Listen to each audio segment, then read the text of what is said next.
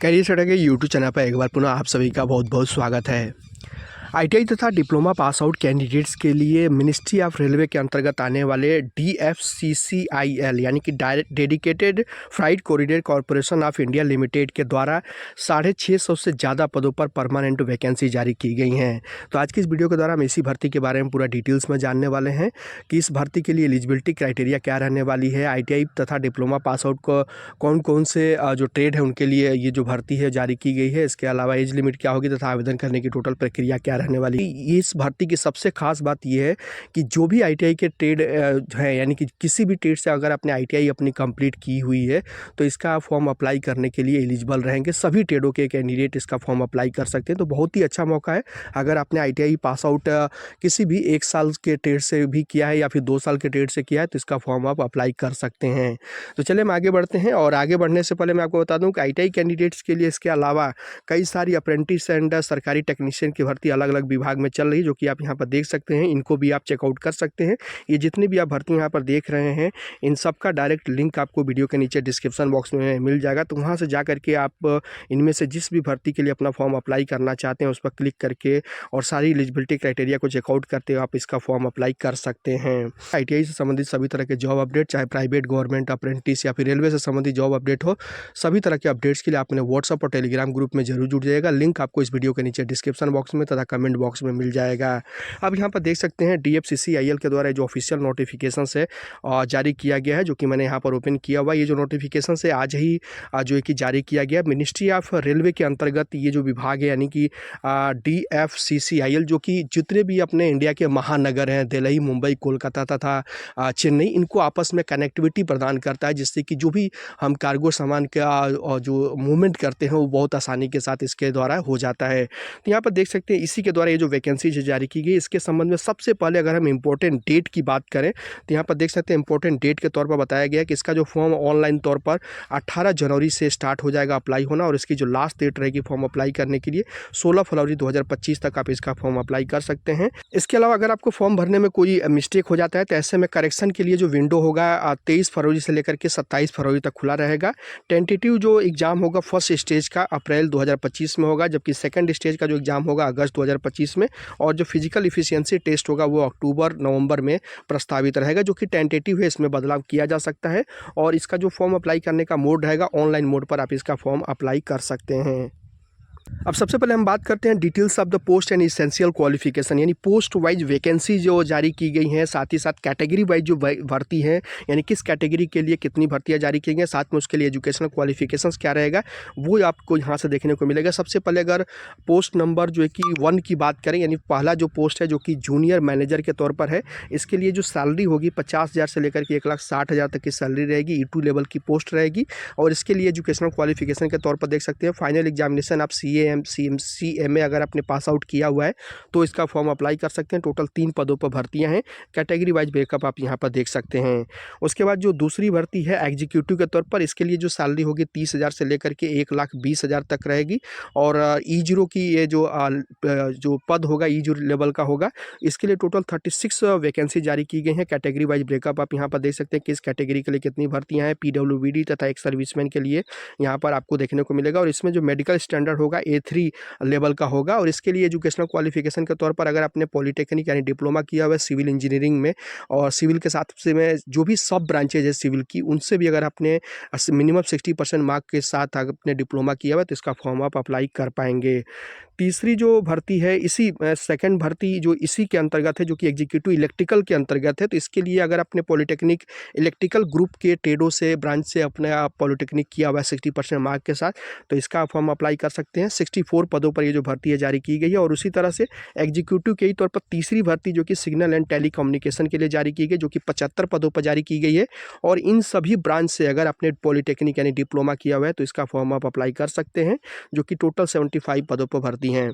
अब यहाँ पर देख सकते हैं सबसे लास्ट में जो है कि मल्टीटास्किंग स्टाफ यानी MTS के तौर पर जो भर्ती जारी की गई है, इसके लिए आप देख सकते हैं सैलरी जो रहेगी 16,000 से लेकर के 45,000 की सैलरी रहेगी। एनुअल लेवल की पोस्ट रहेगी। और इसके लिए टोटल जो भर्ती भर्ती एमटीएस की 464 पदों पर भर्ती जारी की गई है।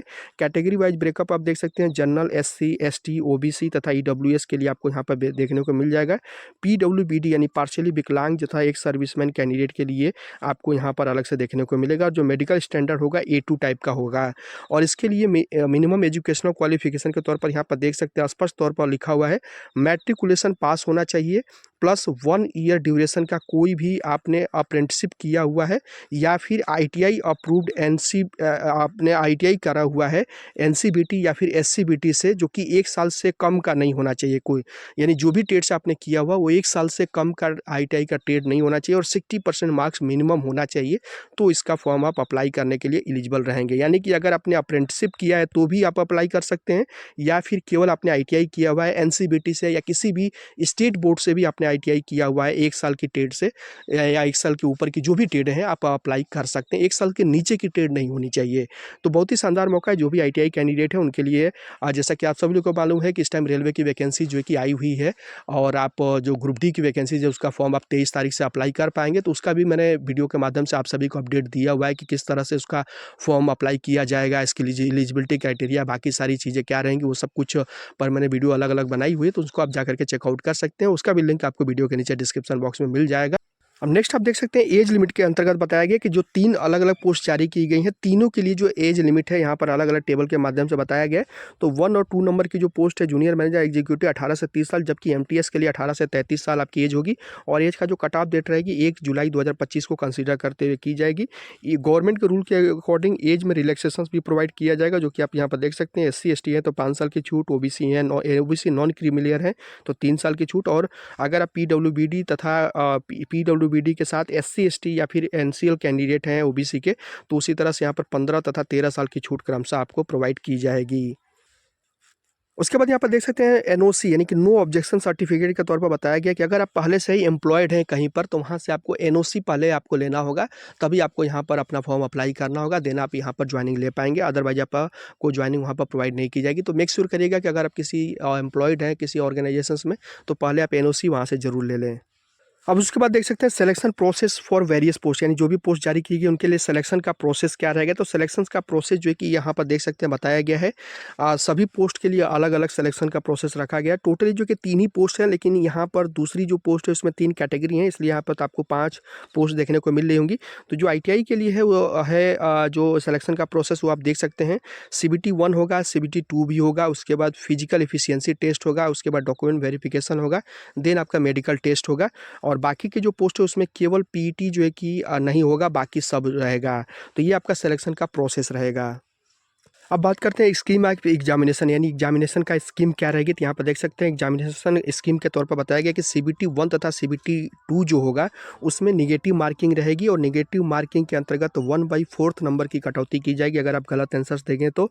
और जो आपका फर्स्ट स्टेज का जो सिलेबस होगा वो आपका जो मिनिमम एजुकेशनल क्वालिफिकेशंस होगा उसी के अंतर्गत रहेगा। और यहाँ पर उसके अंतर्गत देख सकते हैं कि जो फर्स्ट स्टेज में कैंडिडेट सेकेंड पार्टिसिपेट करेंगे और सेकेंड स्टेज के लिए उनका जो क्वालिफिकेशंस होगा 20 टाइम्स जो है कि किया जाएगा, यानी कि जितना भी पद होंगे उस पद के अगेंस्ट में 20 गुना कैंडिडेट का चयन सेकेंड स्टेज के लिए किया जाएगा। उसी तरह जो फिजिकल एफिशिएंसी टेस्ट होगा उसके लिए पद के आप सापेक्ष में 3 गुना कैंडिडेट का चयन किया जाएगा और डॉक्यूमेंट वेरिफिकेशन के लिए इक्वल्स नंबर्स ऑफ पोस्ट के अनुसार जो है कि कैंडिडेट का चयन किया जाएगा।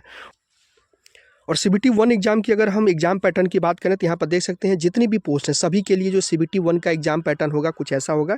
मैथमेटिक्स से 30 जो कि नंबर्स ऑफ क्वेश्चंस रहेंगे, जनरल अवेयरनेस से 15, जनरल साइंस से 15, लॉजिकल रीजनिंग जनरल इंटेलिजेंस से 30 तथा नॉलेज अबाउट रेलवे DFCCIL से 10। तो इस तरह से टोटल 100 क्वेश्चन आपसे पूछे जाएंगे और इसके लिए 100 जो कि 90 मिनट यानी कि 1.5 घंटे का टाइम आपको प्रोवाइड किया जाएगा, यानी 90 मिनट के अंदर आपको ये क्वेश्चन सॉल्व करने होंगे। इसके बाद इसमें जो भी कैंडिडेट पार्टिसिपेट करेंगे उनके 20 गुना कैंडिडेट को अगले स्टेज के लिए सेकंड स्टेज के लिए उनका चयन किया जाएगा।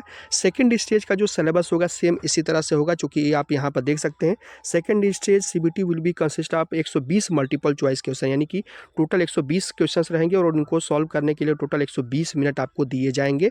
और इसका जो सिलेबस होगा यानी कि सेकंड स्टेज का जो सिलेबस होगा वो आपको स्क्रॉल करते हुए इसमें आपको बिल्कुल नीचे जाना होगा, जो कि मैं आपको यहाँ पर दिखा दे रहा हूँ।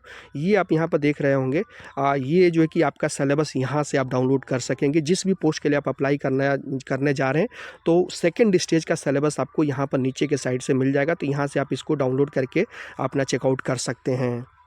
इसके अलावा ऑब्जेक्शन मैनेजमेंट पोर्टल भी बनाया गया, यानी कि जो भी आप सीबीटी एग्जाम देंगे, अगर उसमें आपको किसी भी क्वेश्चन के ऑप्शन पर या गलत कोई आंसर्स लग रहा है तो आप उस पर ऑब्जेक्शन कर सकते हैं, लेकिन उसके लिए 100 रुपये का फ़ीस का पेमेंट आपको करना होगा जब इसका आंसर की जारी की जाएगी तब। उसके बाद यहाँ पर देख सकते हैं तीसरा जो स्टेप रहेगा आपका, यानी कि जो एमटीएस की पोस्ट है उसके लिए पीईटी रहेगा, यानी फिजिकल एफिशिएंसी टेस्ट। तो ये जो होगा केवल क्वालिफाइंग नेचर होगा, यानी कि जो आपका फाइनल मेरिट तैयार किया जाएगा उसमें इसका कोई रोल नहीं रहेगा, लेकिन जो आपका सीबीटी के जो एग्जाम होंगे उनके बेस, यानी सीबीटी सेकंड का जो एग्जाम होगा उसके बेसिस पर फाइनल आपकी मेरिट तैयार की जाएगी आगे के डॉक्यूमेंट वेरिफिकेशंस के लिए। और पीटी के तौर पर क्या स्टैंडर्ड रहेगा वो आप यहाँ से चेकआउट कर सकते हैं। पीटी के अंतर्गत बताया गया है कि मेल कैंडिडेट को क्या प्रीफर्ड करना हो, क्या वहाँ पर परफॉर्म करना होगा, उसी तरह फीमेल तथा ट्रांसजेंडर कैंडिडेट को क्या वहाँ पर परफॉर्म करना होगा। तो इसके बारे में सारी चीज़ें बताई गई, आप इसको जरूर चेकआउट कर लीजिएगा। काफ़ी बड़ा नोटिफिकेशन है, अगर एक एक चीज़ों को बताने जाऊँ तो डीपली तो बहुत ज़्यादा टाइम लगेगा। तो बहुत सारे टर्म्स एंड कंडीशंस किसी भी वैकेंसीज में, खासकर गवर्नमेंट वैकेंसी है तो उसमें लिखे रहते हैं। तो आप उसके लिए मैं आपको सजेस्ट करूँगा कि जब भी आप कोई फॉर्म अप्लाई करें, नोटिफिकेशन डाउनलोड करके एक एक चीज़ों को जरूर चेकआउट कर लिया करें। अब बात करते हैं एग्जामिनेशन सिटी की, तो यहाँ पर देख सकते हैं ऑल ओवर इंडिया में इतनी सारी सिटीज़ में एग्जामिनेशन सेंटर रहेगा, जो कि आप यहाँ पर देख सकते हैं। जितनी भी मेजर सिटी होंगी हर स्टेट की, सब जगह ऑलमोस्ट सेंटर बनाए गए हैं। तो कहीं पर भी किसी भी राज्य के आप निवासी हैं, आपको कोई भी चिंता करने की ज़रूरत नहीं है, हर जगह सेंटर ऑलमोस्ट बनाए गए हैं। और अब हम लास्ट में बात करते हैं एग्जामिनेशन फ़ीस की, यानी कि जब आप फॉर्म अप्लाई करने जाएंगे तो फ़ीस कितनी लगेगी। तो यहाँ पर देख सकते हैं जो जूनियर मैनेजर एग्जीक्यूटिव की जो पोस्ट है उसके लिए जनरल, ओबीसी तथा एनसीएल एंड ईडब्ल्यूएस जो कैंडिडेट होंगे उनको 1000 रुपये का फ़ीस का पेमेंट करना होगा। जबकि जो एमटीएस की पोस्ट है उसके लिए जो भी जनरल, ओबीसी एनसीएल तथा ईडब्ल्यूएस के कैंडिडेट होंगे उनको 500 रुपये का फ़ीस का पेमेंट करना होगा। लेकिन अगर आप SC, ST, PWBD, ex serviceman या ट्रांसजेंडर है तो आपको कोई भी फ़ीस का पेमेंट करने की ज़रूरत नहीं है। फ़ीस से आपको एग्जम्प्टेड रखा गया, चाहे आपके लिए पोस्ट उसमें निर्धारित है किसी वैकेंसीज में या फिर नहीं है, आप फ्री में अपना फॉर्म अप्लाई कर सकते हैं। और लास्ट में बात करते हैं इसका फॉर्म अप्लाई कैसे करना है। तो जैसा कि मैंने बताया, अप्लाई करने का जो लिंक है 18 तारीख से इसका एक्टिव हो रहा है, जो कि आप यहाँ पर देख सकते हैं। मैं आपको डेट एक बार फिर से यहाँ पर दिखा दे रहा हूँ, 18 जनवरी से इसका लिंक एक्टिव होगा। तो जैसे इसका लिंक एक्टिव हुआ, डायरेक्ट अप्लाई लिंक आपको इस वीडियो के नीचे डिस्क्रिप्शन बॉक्स में मिल जाएगा, तो उस पर क्लिक करके डायरेक्टली आप वहाँ से आप इसका फॉर्म अप्लाई कर सकेंगे। तो आज की वीडियो में बस इतना ही। उम्मीद करता हूँ इस भर्ती के संबंध में जो भी मैंने एलिजिबिलिटी क्राइटेरिया तथा आवेदन करने की प्रक्रिया बताया, इसमें सारी अंडरस्टैंडिंग आपको क्लियर हो गई होगी। इसके बावजूद भी अगर कोई भी आपको दिक्कत आती है फॉर्म अप्लाई करने में, तो आप हमसे कमेंट करके सवाल कर सकते हैं, मैं आपको रिप्लाई देने की पूरी कोशिश करूँगा। और वीडियो पसंद आई हो तो चैनल को सब्सक्राइब जरूर कीजिएगा और अपने दोस्तों मित्रों से भी इस वीडियो को जरूर शेयर कीजिएगा।